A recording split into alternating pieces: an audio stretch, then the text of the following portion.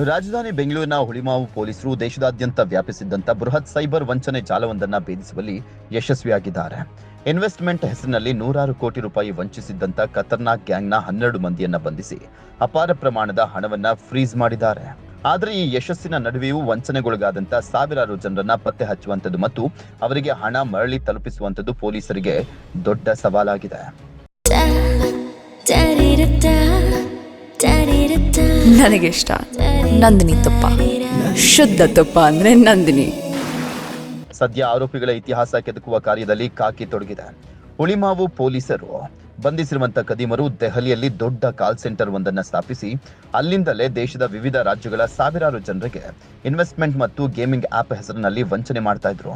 ಆರೋಪಿಗಳ ಇತಿಹಾಸ ಕೆದಕಿದ ಪೊಲೀಸರು ಶಾಕ್ ಆಗಿದ್ದಾರೆ. ಕೇವಲ 1 ವರ್ಷದ ಅವಧಿಯಲ್ಲಿ ಬರೋಬ್ಬರಿ 350 ಕೋಟಿ ರೂಪಾಯಿಗಳಷ್ಟು ಸೈಬರ್ ವಂಚನೆ ನಡೆಸಿರುವಂತದ್ದು ಬೆಳಕಿಗೆ ಬಂದಿದೆ. ಪೊಲೀಸರು ಈ ಪೈಕಿ 240 ಕೋಟಿ ರೂಪಾಯಿ ಹಣವನ್ನ ಫ್ರೀಸ್ ಮಾಡಿದ್ದು 9,000ಕ್ಕೂ ಅಧಿಕ ಬ್ಯಾಂಕ್ ಖಾತೆಗಳನ್ನ ನಿರ್ಬಂಧಿಸಿದ್ದಾರೆ. ಅಪಾರ ಪ್ರಮಾಣದ ಹಣವನ್ನ ಫ್ರೀಸ್ ಮಾಡುವಲ್ಲಿ ಪೊಲೀಸರು ಯಶಸ್ವಿಯಾಗಿದ್ರು. ಸದ್ಯಕ್ಕೆ ಹಣ ಕಳೆದುಕೊಂಡಿರುವಂತಹ ಸಾವಿರಾರು ಸಂತ್ರಸ್ತರನ್ನ ಪತ್ತೆ ಹಚ್ಚುವಂತದ್ದೇ ಹುಳಿಮಾವು ಪೊಲೀಸರಿಗೆ ದೊಡ್ಡ ಸವಾಲಾಗಿದೆ. ಫ್ರೀಸ್ ಆಗಿರುವಂತಹ ಖಾತೆಗಳಿಗೆ ಹಣ ಕಳೆದುಕೊಂಡವರ ಹಣ ಹೋಗಿದೆಯೋ ಅಂತ ಪರಿಶೀಲಿಸಿ ಅವರಿಗೆ ನ್ಯಾಯವನ್ನ ಒದಗಿಸಬೇಕಾಗಿದೆ.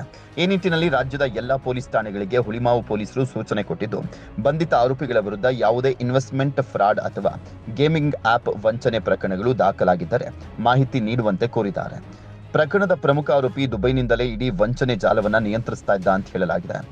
ಅವನ ಬಂಧನವು ಪೊಲೀಸರಿಗೆ ಮತ್ತೊಂದು ದೊಡ್ಡ ಸವಾಲಾಗಿದೆ. ಬಂಧಿತ 12 ಆರೋಪಿಗಳಲ್ಲಿ 2 ಕರ್ನಾಟಕದವರಾಗಿದ್ದು ಉಳಿದವರು ಬೇರೆ ಬೇರೆ ರಾಜ್ಯಗಳಿಗೆ ಸೇರಿದವರಾಗಿದ್ದಾರೆ. ಇವರು ಭಾರತದ ಬಹುತೇಕ ಎಲ್ಲಾ ರಾಜ್ಯಗಳನ್ನ ಗುರಿಯಾಗಿಸಿಕೊಂಡು ಸೈಬರ್ ವಂಚನೆಯನ್ನ ನಡೆಸಿದ್ದಾರೆ. ಹಾಗಾಗಿ ಸುಮಾರು 10ಕ್ಕೂ ಹೆಚ್ಚು ರಾಜ್ಯಗಳ ಪೊಲೀಸರು ಈ ಆರೋಪಿಗಳನ್ನ ಬಾಡಿ ವಾರೆಂಟ್ ಮೇಲೆ ತಮ್ಮ ಕಸ್ಟಡಿಗೆ ಪಡೆಯಲಿಕ್ಕೆ ಮುಂದಾಗಿದ್ದಾರೆ. ಸದ್ಯಕ್ಕೆ ಆರೋಪಿಗಳನ್ನ ಬಂಧಿಸಿ ಹಣವನ್ನ ಫ್ರೀಸ್ ಮಾಡಿರುವಂತಹ ಪೊಲೀಸರು ಬೃಹತ್ ಸೈಬರ್ ವಂಚನೆ ಜಾಲದ ಸಂಪೂರ್ಣ ನೆಟ್ವರ್ಕ್ ಅನ್ನ ಭೇದಿಸುವಲ್ಲಿ ನಿರತರಾಗಿದ್ದಾರೆ.